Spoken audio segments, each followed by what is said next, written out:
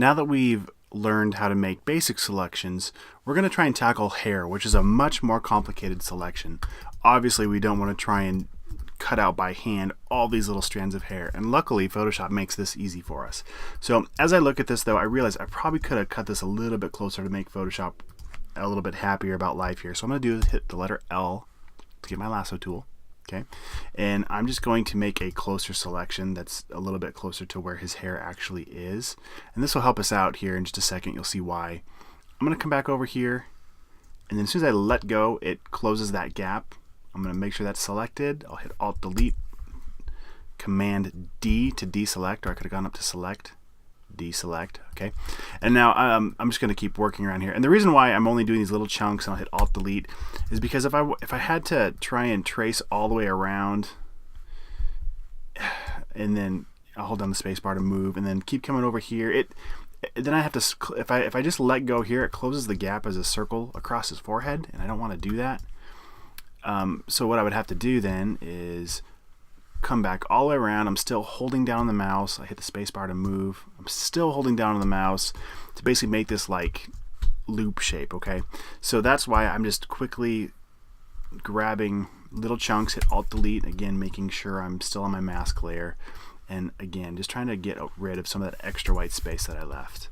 So over here it's not too bad, but we'll just remove a little bit of it, getting it closer to the hair that I want to select. And the reason why is what we're going to do now is I'm going to hit Command and click right on this mask. We hold on Command and click on the icon. It brings the selection back. And that's a shortcut actually you can use on any layer. If I Command click on anything, it'll put a selection around that layer. Quick detour, let's say I have a shape here, this random shape that I've drawn. If I hit Command and click on that layer, it puts a selection on whatever pixels it sees in there. Okay, so I'll delete that layer, I'll click back on my mask, I'll hold down Command, so I get that little tiny, I don't know if you can even see it, but that square on my hand cursor. I'll click once and my marching ants, my selection comes back. Alright, now I'm going to hit the letter M to make sure my square selection tool is selected, and the reason why is because when I hit that letter M key, let me go back to, let's see what was on, maybe the pen tool. You see I've got pen tool options up here in my heads up display. By hitting the letter M, I've got my selection tool, or one of my selection tools. I could do that on the lasso as well, but what you see is up here I've got this refine edge option that shows up when I have the lasso tool or the selection tool.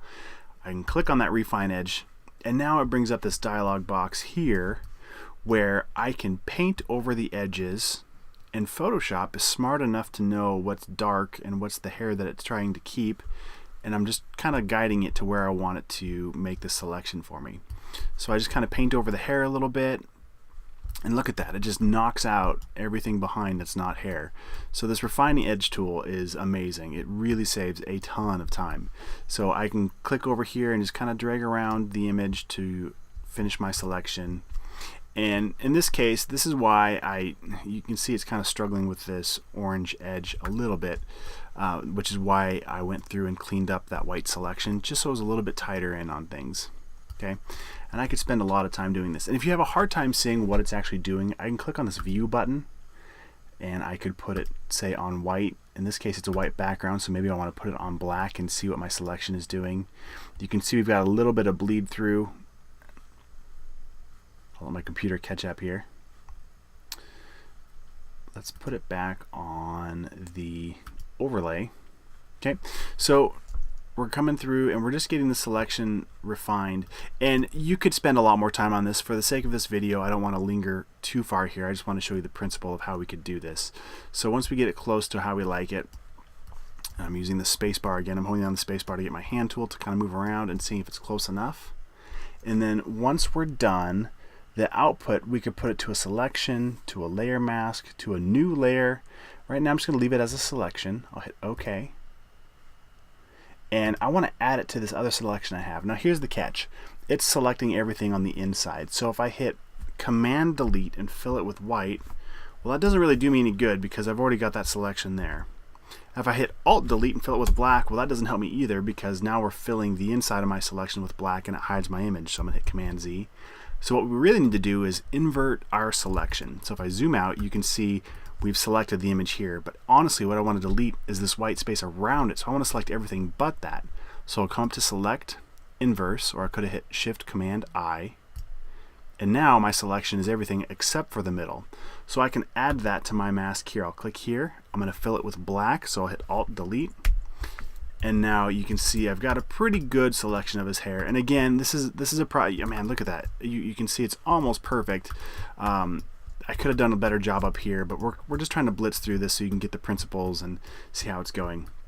So once that selection is how you like it, now is the fun part. We can start adding images behind or working with layers to bring them in front of or behind different text elements.